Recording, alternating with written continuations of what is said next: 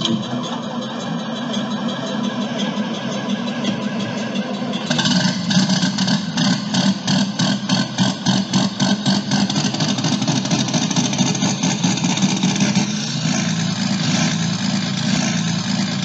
we're back up and running this morning, just getting everything started. Got a truck stuck here right out the gate. He come and loaded off the grain cart from yesterday, but it's a little soft yet, so we're gonna get him pulled out. I think we'll be okay, so let's go see what we got.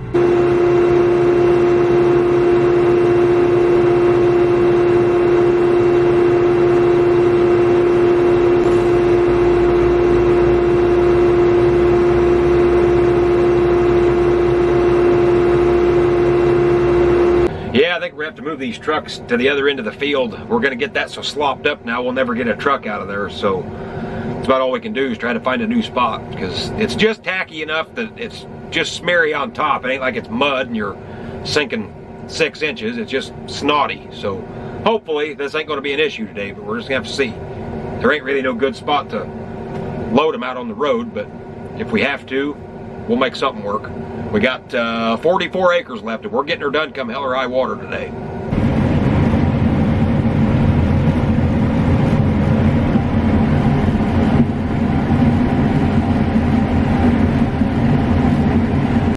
Well, here we go with this shit again. Thought I had that DEF problem fixed yesterday. I went and got that pump up at John Deere. Ran fine all day yesterday. Code went away. Everything was good to go. Now we get fired back up this morning. The code's back and the engine's derated. So, I don't know. I'm starting to get pissed now. Here's this goddamn government regulation bullshit for you now. I've never seen the like. I still want to know how this improves the environment, because yesterday I had to get in a truck and drive 20 miles to get parts for the goddamn thing. So now you're burning more fuel. Now you got to have somebody come out and work on it, burning even more fuel. And this whole thing is a joke. These politicians are a bunch of dumbasses who don't have a clue how the real world works. It's a bunch of bullshit. There is more time and money spent on this shit over the course of a year than you could shake a stick at, and it's garbage. Every bit of it needs ripped off of these machines. I've never seen the like. And so for those of you that don't know how this works, right there's my throttle. You can see I'm wide open. 1,300 RPMs. A lot of fucking good that does me. But yep, we're sure saving the environment. All these plastic tanks and jugs and all this other horse shit. But yep, we're sure cleaning her right up. Now don't misunderstand me on this deal. I'm not blaming the local John Deere dealer. This shit got dumped in their lap, so they're having to deal with it. But I tell you what, these companies would be better off to tell the federal government to go fly a kite when it comes to all this shit. But no, they go right along with it. If I was John Deere and they force this shit down my throat and say it's mandated, you gotta do it, then guess what? We'll just close the fucking factory and have about 10,000 people lose their jobs. I guarantee you them politicians be changing their tune then. It's a bunch of horse shit.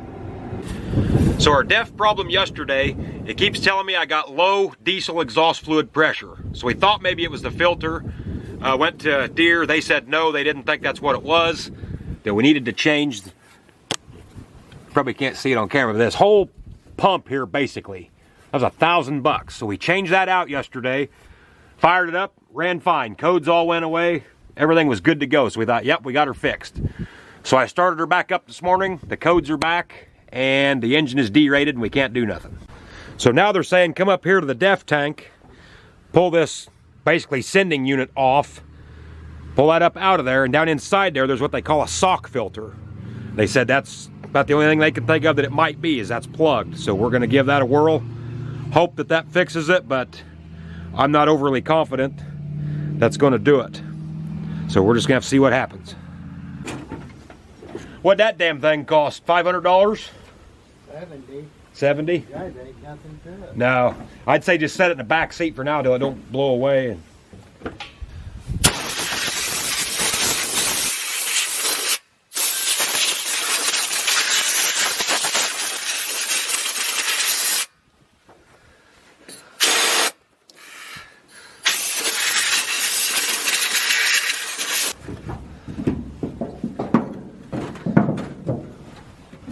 here, get that toolbox to the back. You ain't got to climb in the goddamn truck every time. Slide her at the back.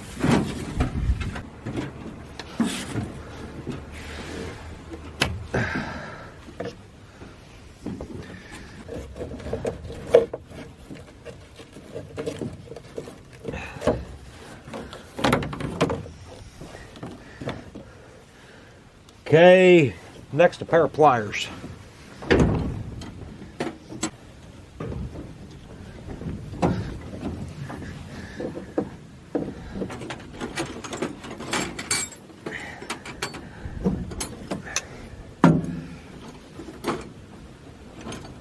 They have the part out waiting on you? But they didn't have it yet. They took it off the button and I turned off the contact.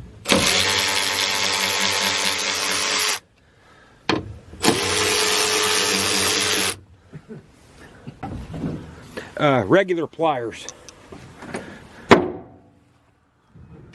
No, get them blue handle ones. Them. Get these.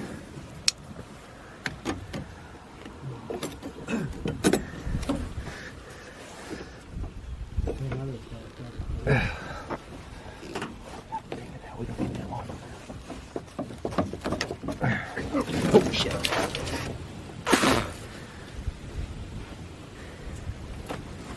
Shit all over you, Tom. Yep. Yeah, give me a rag, get my face wiped off first. Shit tastes like antifreeze. There you go. It's got that crap on it there. So. How the hell are we gonna plug that? That's got a lot of pressure on it. What is that? It's a pretty big opening, ain't it? Well, it's one of them things, if I can get it pointed, if we can just let it drain and it'll quit, I don't know what's in it.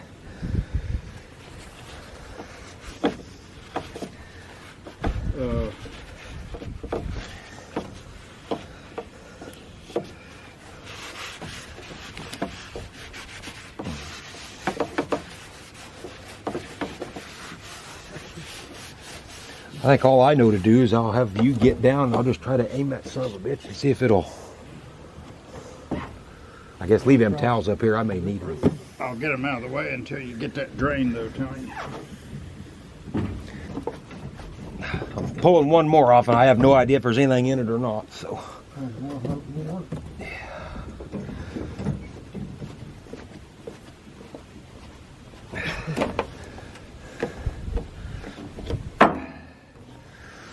Okay, them's off.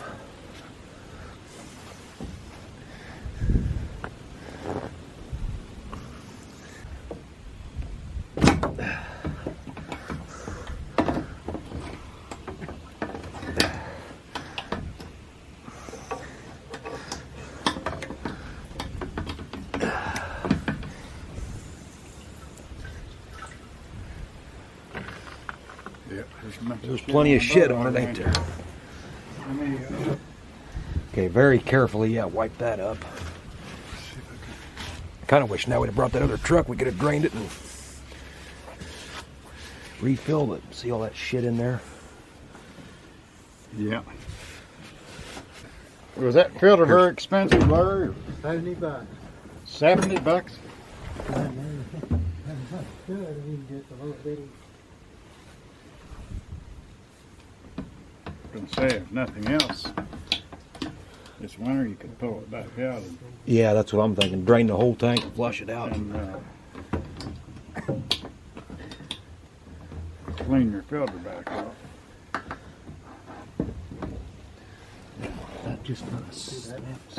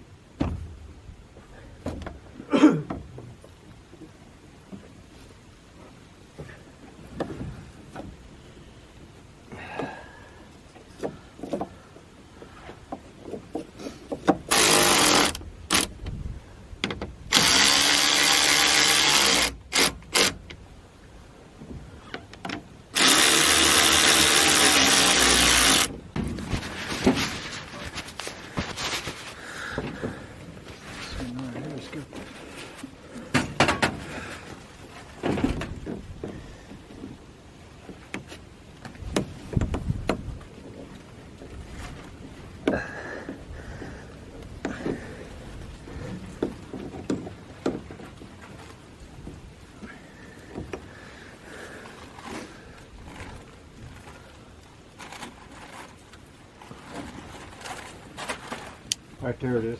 There's a hose clamp right here, Larry, on the...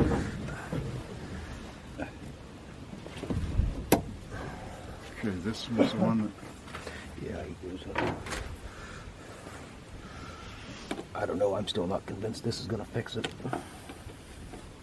No, but that did have quite a bit of junk on it, didn't it?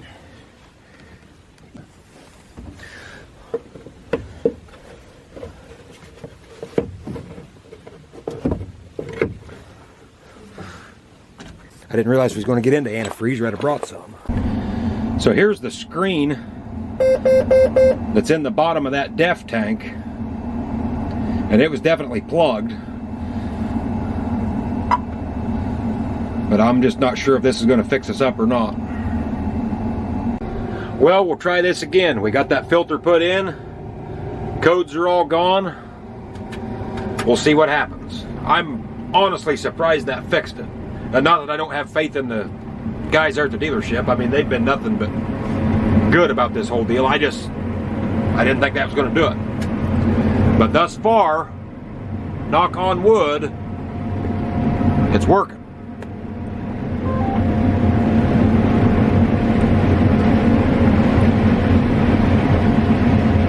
So here's a good one for you. I didn't realize there was antifreeze and stuff in them lines going up to that depth. I mean, I've never had nothing like that apart. So we didn't think we lost much antifreeze. Sure didn't look like it. Well, when we got everything put back together and I started the combine up, it come up with an error that we were low on coolant, which I knew we weren't overly low, but nonetheless, it was still giving me an error. So I told Dad, there was a Casey's gas station 3 miles up the road here. I said, we'll run up to Casey's and get some antifreeze. And we'll get some in it so that code will go off, because I need to, I don't want a bunch of codes going off when I'm trying to see if the def's fixed. I gotta get all that stuff off there. So he run up there. We was joking before he left about how much antifreeze would cost up there. And he said, oh, I got a credit card. I thought, oh God, you ain't gonna need that for a jug of antifreeze. So he went up and got it, come back, and he said it was Prestone antifreeze, and it was 50-50 mix, so you're buying half water. He said, what do you think that cost? I said, oh gosh, I'm gonna go on the high side. I think I said $7 or $7.50, whatever it was. He laughed, give me the receipt. It's like $15.43 for a gallon of antifreeze. It's like, holy Toledo. Of course, they know they got you by the balls if you're in a pinch. You know, most people swing into a gas station like that when they're having trouble, and man, they really stick it to you. So, yeah, what a deal. But we had to have it. I mean, I could have dumped water in it. I probably could have ran it. It wasn't that low. It was just down below the sensor. But it's like, man, I'm not going to chance it. I'm trying to get all these codes off of here so I know what's going on. With a motor being about 60, 70 grand, it's like, I'm not chancing it. Just go buy a jug of antifreeze and be done with it. So, yeah, what a deal. Don't buy your antifreeze at Casey's the way it sounds. Mercy. So sorry about the conniption fit there earlier. That ain't directed at my local John Deere dealer by any means. I just get pissed on this stuff that's mandated on you, and it don't do anybody any good. I'll guarantee you an M1 Abrams tank ain't got that shit on it for a reason. That'd be real nice, be in the middle of a big battle and, well, got a depth sensor bad. You know, good ideas don't have to be mandated. So the way I see it, if this was such a good idea and it was just saving everybody everywhere, then you wouldn't have to mandate it. But it's horse shit and they know it, but they mandate it on you. So, like I say, I apologize for that. Shouldn't have done that on camera, but it is what it is.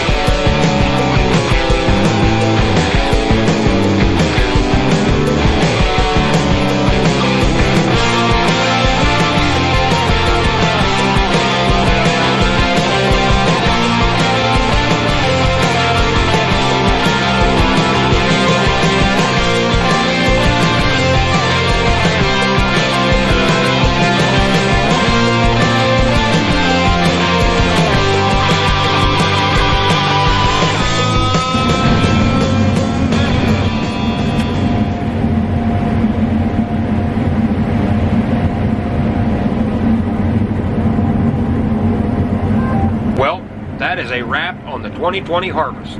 We made her. No major breakdowns, nobody got hurt. That's the main thing.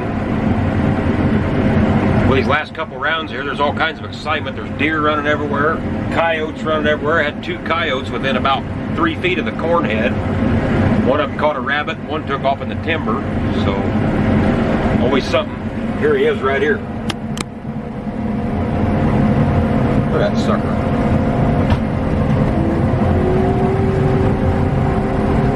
Look at that. He's got a dead rabbit there.